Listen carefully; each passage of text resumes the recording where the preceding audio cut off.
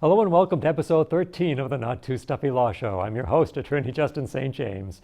For the next half hour, we hope to entertain, inform, and enlighten you. And if we don't, please don't tell anyone else. At this time, we have a new segment we'd like to introduce. It's our Legal Eagle. Come on down, Legal Eagle. And what's the word for today? The word is discovery. Discovery is the exchange of information between parties in a legal dispute. In some states, automatic disclosure is mandatory. That is, you have to reveal certain facts at the start of the lawsuit. But discovery can be made in other ways too. The usual methods are with depositions, interrogatories, request for admissions, and request for production of documents. And discovery isn't limited to just the parties themselves. Courts also allow a limited amount of discovery from non-parties. So anyone who has information concerning a lawsuit can also be asked about their knowledge. And that's what's called discovery. Thank you, Legal Eagle. We begin this program with a discussion on divorce. We have an expert on the subject. Her name is Judith Jamison. In fact, she can coach you on all aspects of a divorce, from the moment a relationship starts to head south to the actual proceeding itself. What to expect when you're going through a divorce. Then a little bit later, I'll share with you a part of a talk I gave on critical thinking. This particular segment was taped in front of the New England chapter of the National Speakers Association. So stick around, there's a lot to learn and you'll have a good time. Up first, divorce coach Judith Jamison. Well, how did you come up with the concept for divorce coaching? Because I'd been divorced, and then I went through the support group that I ended up becoming a co-leader of. Mm-hmm. And I'm looking around at all these broken people who, if it wasn't for the support group, which, no offense, it's only once a week. Yeah. And it's with lots of other people. The epiphany, if you will, that helping with a support group, I'd see all these people coming in, and other than really coming to us once a week, which is for an hour and a half, and it's with a group, they didn't really have anything else in place. And not everybody has a supportive mother like I had, or nobody else has a best friend like I had. Mm-hmm. I mean, I had a couple of pieces in place that worked for me, but not everybody has that. And not everybody has the time or the wherewithal during the throes of divorce to go to therapy and to do the work that has to be done in therapy. So I started thinking, what is it that the support group does that could also offer more to people?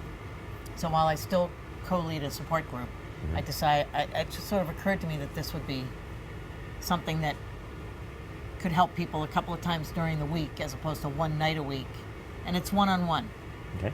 And so, what is it about divorce that most people in your experience don't really expect? I think the biggest surprise for people is that if they were the ones that made the decision to get a divorce, they feel like, I got ready for this. My friends and people told me this was the right thing. I have some things in place. But what sneaks up on people is the fact that the change is actually bigger and more overwhelming than they expected. And with the divorce comes pending legal processes. I mean, it just doesn't happen on its own. Sure. So what they're not expecting is the difficulty of dealing with their personal life at home. If there's children involved, they have to deal with their kids as well. So it can't be all about them and their emotions. It's taking care of the kids too. And then on top of it, they've got this legal mess that's unknown to them usually. So they're very taken aback by the fact that they thought they had their act together, and then all of a sudden it blows up. And now, is there typically a checklist that you go through, or is each divorce unique in itself? So depending on what the person's needs are, you kind of rearrange the priorities of what you might handle with them, like first financial, second emotional, third kids, whatever. Right. So as a coach, so as a divorce coach, it's like a life coach, but for the part of life that I specialize in, it's just for contemplating separation. They're in the separation process, or they've been separated and the legal stuff is starting to come in. So you're right, it depends on each individual and where they are in their process. So ideally, the sooner I get them, the better. When they're contemplating the confusion of separating or not separating, or should I leave the house, or should I hire a divorce attorney, all of those things, I'd like preferably to be involved ahead of time. So with that person, you're looking more at, okay, let's just stabilize what you're feeling, and let's just take our time. You know, Rome wasn't built in a day, and a divorce doesn't happen in a day. Yeah. So, you know, let's do this wisely so that you become emotionally and physically strong, and you feel like you've got some things in place and you have a plan. And that plan has to include telling the other person, right? Typically, if you're the one that's initiating it. And then if you're the person that didn't initiate and all of a sudden your husband or your wife has left or they've asked you to leave, that's a completely different group of situations, a group of emotions and life experiences that we'd be dealing with. Well, Taking their time. Well, you brought up a good point, because I was going to ask who does the initiating typically. I don't know if it's fair to say, is there a gender who typically starts the process more than one than the other, or what happens when one wants to initiate the divorce, but the other party doesn't want the divorce? I mean, Yeah, I wouldn't say that it's initiated typically by men or women. What I do see that's disturbing, no offense, is that men typically won't initiate until they've got other plans in place. So it's not unusual for a married man to already have either a girlfriend, and I'm not saying like, I'm saying that it's more typical. it's not 100%, but Right, 100, definitely not. It's probably not even 50%. But that makes for a very contentious divorce, and it also makes it very difficult on the spouse. So you have a wife that says the marriage wasn't working well. However, I didn't think it was that bad. And I certainly didn't think that there was someone else. I thought it was just that we're not getting along and we're going to work through it, or we're going to call it quits and try to be amicable. But as soon as you throw a third party in, it's not amicable, right? How can it be? And so then that creates a whole ball of wax. That's typically my client is the one that was dumped, right?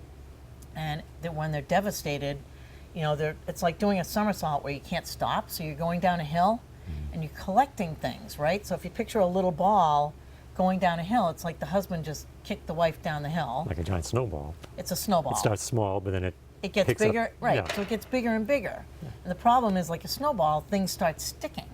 So now you've got anger that sticks to the snowball. You've got confusion. You have fear. That's a big one, because of the fear of the future, fear of money, you know, and fear of meeting somebody else.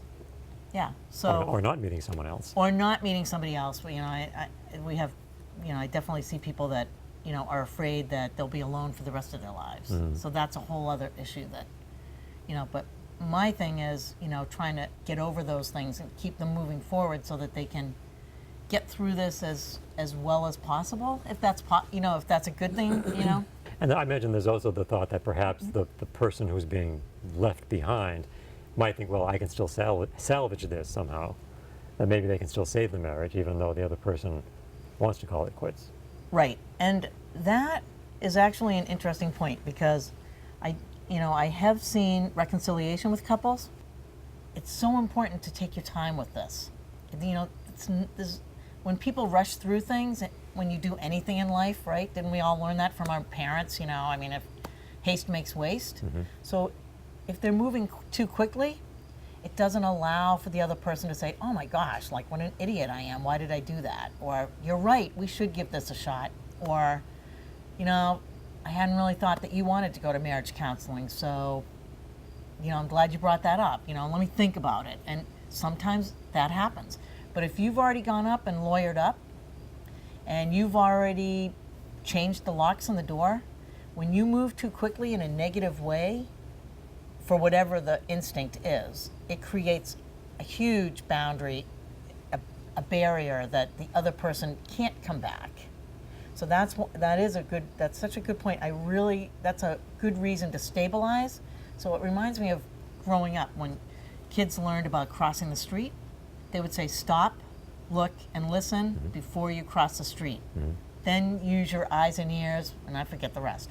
But you remember how they would say that? Yeah. So I always say, like, my motto should be stop, look, and listen.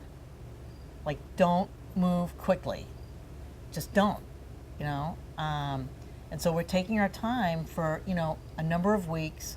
And even if they've hired an attorney, let's not start throwing, you know, throwing the attorneys at each other. Let's just stabilize you, take care of yourself, and then proceed from there. Because reconciliation, for me personally, is what I'd like to see with, you know, any couple. What are some of the, and this may be an unfair question, but what are some of the reasons why people get divorced? Is it money? Is it they just grow apart from each other? Is there any one particular reason that stands out why people get divorced? I think, you know, from my experience, and again, it's more my own personal divorce experience, as well as what I've seen with friends and family and all the people that have come through this support group. We always talk about give and take, and the word that always comes to mind is compromise. So what I see in other people is what I saw in myself, which is I was so determined to compromise. You know, oh, love is about compromise. Love is about, you know, 50-50, but it isn't. That is such a myth. Love is about 100-100. And you have to bring your best you to the game. And most of us don't. You know what I'm saying? Especially when we get married early. So if you got married in your 20s, rah, that's great. Because the statistics show that it becomes harder and harder to meet a partner after your 20s, actually after college. But at the same time, when you're younger, it's just, you know, it's a different kind of thing. It's funny because I remember a comedian I saw, it was about 20 years ago. This was on television. He came out and he was introduced, and the first thing he said to the audience was that he had just gotten engaged. So of course everyone started to applaud. And then he said, yeah, now I can stop going to the gym. Oh, so he doesn't have to work out anymore? He doesn't have to try anymore. Yeah, he doesn't have to put on his good face. That's right, yeah. But that goes to what you were just saying. I mean, right. But it's true. Well, it makes sense I'm sorry, I didn't mean to interrupt you. I was going to say, it makes sense that you would work with a divorce attorney because you can do things that they can't do. They don't even have the time to do it, or they don't understand it, because they're more into the bottom line, the legalities, the sign this, do this by this deadline, where you can bring out the aspects of a divorce that we've been talking about that a divorce attorney can't do. Right. And the other thing that that is advantageous about me working with the attorneys is because I know the forms, I know the short form, I know the long form, I know the legal processes. You're a former paralegal. Right. So I'm still a paralegal. You are, okay. Yeah, I am a paralegal. Okay. Yeah. So so I have just enough legal experience to make me dangerous, but I know enough that, you know, by taking my oath as a paralegal, I can't really give legal advice, but I can listen to the legal plans that their attorney is putting in place, and I can also recommend some attorneys who I think are, you know, tested and proven by me and people I know who are fair, both financially as well as in their legal approach to the divorce, you know, taking a compassionate view as opposed to, let's see how much money I can make at $500 an hour and dragging it out and making it more contentious than need be. So I have those resources, which is something that I bring to the table as well. Now you were going to show me, I'd call it not, I don't want to call it a game, but you're going to show me with this, it's an exercise with rocks. So. Yes. So this is an exercise that I sometimes do with clients when they come into me and when I first ask them, you know, tell me about your situation. Like I just sit and listen so that I can figure out, like you said, like what am I focusing on? Where do I think that their weakness is that they need to work on in order to get through this process, whether it's the divorce or it's just being separated. Because typically it's new, typically they haven't gone through it 2 or 3 times. So hold this plate and close your eyes. Okay. And so I am going to, have you been divorced before? No. Okay. So what I'm going to do is I'm going to show you the difference between, people often say that divorce is like a death. Mm-hmm. You've probably heard that. Yes. And I understand that from a base, you know, secular kind of viewpoint. But I'm just going to show you, this exercise will make sort of a point. So I'm going to have you think of someone, if you don't mind, just think of someone, and you can tell me who it is if you want, who you were close to, who died. Who died? Yeah, someone you know that's died. Outside of my family, or should... No, it can be a family member. Actually, the closer the better, because this is in comparison to divorce. Okay, well, both my parents are dead. Okay, so pick one parent. I'll say my mother. Okay, so I'm going to take a rock for everything that you describe, and I'm going to put it on this plate. Okay. About my mother? Yeah, well, wait, so what I want you to, yes, so what I want you to do is describe the feelings that you had or have with the death of your mom. Give me a little list of why it is that you're so... Why you're upset about your mom dying. Her company. I mean, Okay. does that count? So that's an excellent one. So Okay. you miss having her to company. talk to. Yes. And, okay. I miss her sense of humor. Ah, excellent. Okay. I miss her cooking. She was a good cook. Excellent.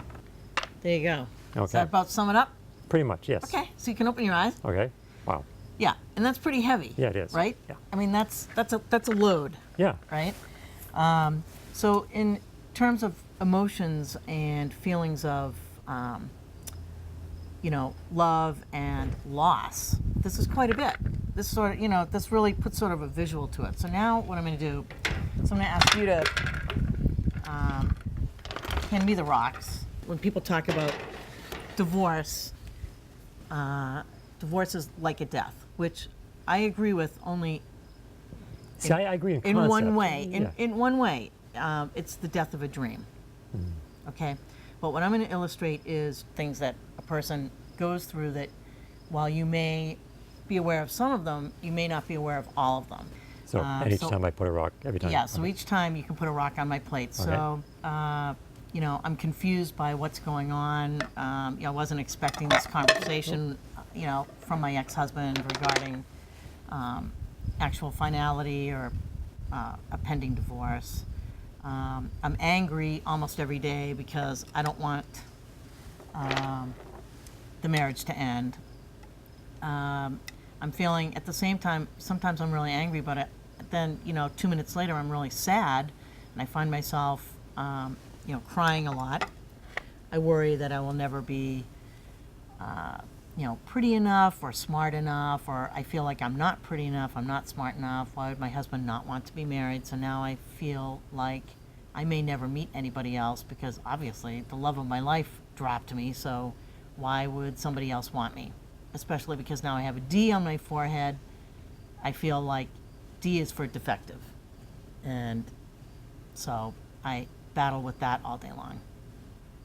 It's quite a plate. And that's my plate. Yeah. Wow. So that's what I'm dealing with every day, Yeah. every week during the divorce process. So you see where it's way more than a death. Sure. Because a death, they go into the ground. Sure. And if it's an older person or they were ill, you're sort of Anticipating. You're anticipating it. Whereas this is, I didn't grow up, women and, women in particular, they have that princess wedding dream. They don't grow up saying, oh, I'm not going to do that. I'm going to, I'm going to get married and then I'm going to get divorced. They don't grow up thinking that. They think I'm going to get married and have kids and that's going to be it. And then we're going to retire and go to Florida. So it's the death of a dream of how your life was going to be. So what I do is I say, it's like scrambling the rocks, and these are all going to be positive. So what I'm doing is encouraging someone to work on the things that, if they're major issues of negativity, let's turn those into positives. You know what I'm saying? So there's positives to being single. There's positives to being a new you. So, your new plate might be, well, you know what? I always wanted to take up sailing, so now I'm going to sail, right? Or, you know what? I never liked going to his house and his family's Thanksgiving anyway. So now I'm going to make my own Thanksgiving tradition with my son because I have him every other Thanksgiving. So I'm going to have a better Thanksgiving. And I'm going to be able to get him, into soccer because his dad always wanted him to play football. So we start creating a pile of positives, right? And, I am worthwhile. We're all worthwhile. We're all, we all have a candle. We're like each person has a candle inside. It's just that sometimes it gets snuffed out. So you need someone to come along and keep lighting that candle. So that's what I do. I'm like a candle lighter. So it's like, I know you don't see this in yourself, but I see your potential. I see that you can be a different you.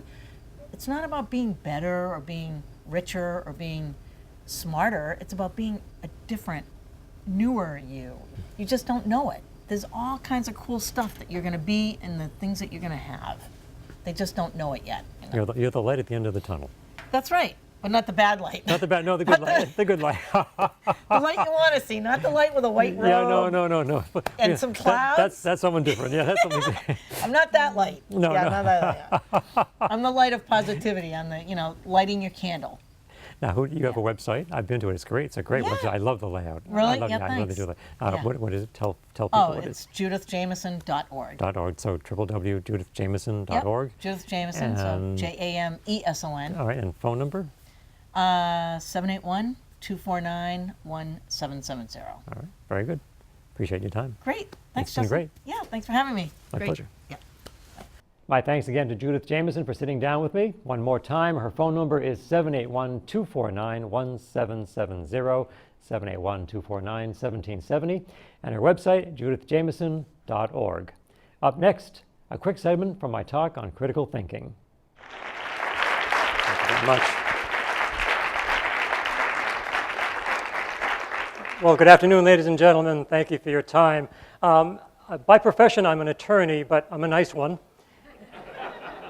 Usually. And what I'm going to talk about this afternoon is, well, you. I'm going to talk about you, and more specifically, your critical thinking. That is to say, how it is you make the decisions that you make. As an attorney, I see people make decisions all the time, and usually they're not very good. But before I get there, I just want to qualify what I'm going to say by mentioning that you may not agree with everything that I present to you, and that's okay. So, for example, if I were to say that we tend to regret the things we don't say and do more than we regret the things we do say and do, well, you might find a couple of exceptions to that. I'll tell you one about myself. When I was in my mid-20s, I had 2 dates, and I'm using the word dates loosely. I went out a couple of times with a young lady who today we know as the award-winning actress. The second time we went out was actually 2 years after the first time we went out. And by the time we caught up with each other, she said, Justin, I'd like to go out with you, but I'm living with a guy, and we're going to be going off to New York together. He wanted to be an actor. She wanted to be an actress. And we're going to start auditioning for plays and theater and movies. And I said, but if you want to go out as friends, we can do that. And I was fine with that because I just liked her. I thought she was a really cool person. She was well-read. We could talk about anything, literature and theater and the world in general. And so we went and we had Sunday brunch at the top of the hub of the Prudential Center. And during brunch, at one point, she's sharing her goals and her dreams with me, and she said, with kind of a sigh, yeah, I'll probably get a soap, meaning she would probably get work as a soap opera actress. And I was going to say, it was on the tip of my tongue, gee, I thought acting jobs are hard to come by.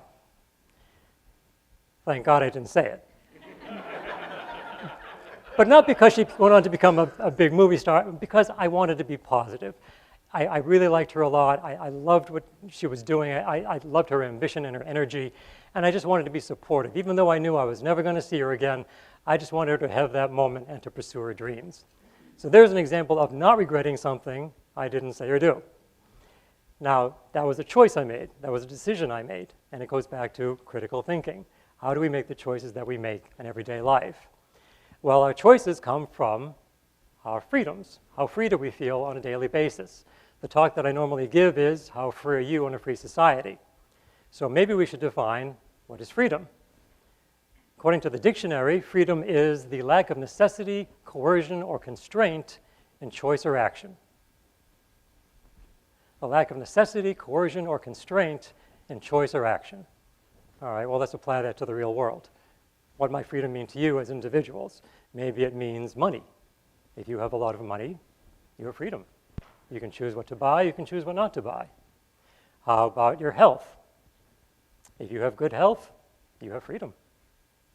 How about your driver's license and driving a car? We don't think about it because we do it every day, but being able to drive is certainly a freedom. Way back when automobiles were first invented, it was a luxury to have a car. Now it's kind of a necessity. And there goes that word necessity in defining freedom, the lack of necessity, coercion, or constraint.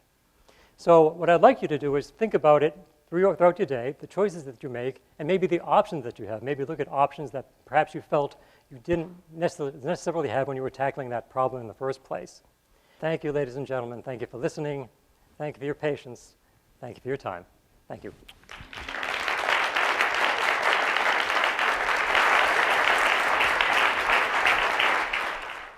And that's the show for now. Thank you for watching. As we always do, we leave you with the beautiful music of the equally beautiful Sarah Melson.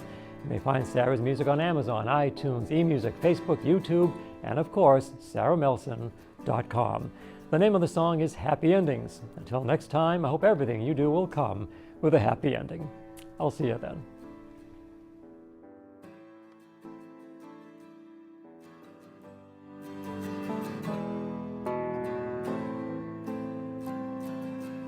I guess I just never realized how badly I needed to be surprised. You kissed me with your eyes less than I knew. Now I'm 1,000 miles away, waiting for the first light of day. And the way I'm feeling is oh so new.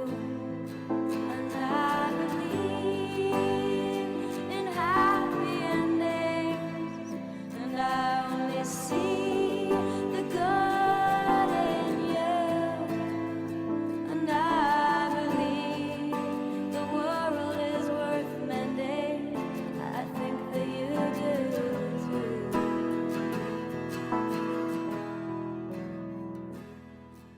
I know that you're an optimist. You're pretty impossible to resist. And I know you've been used for all your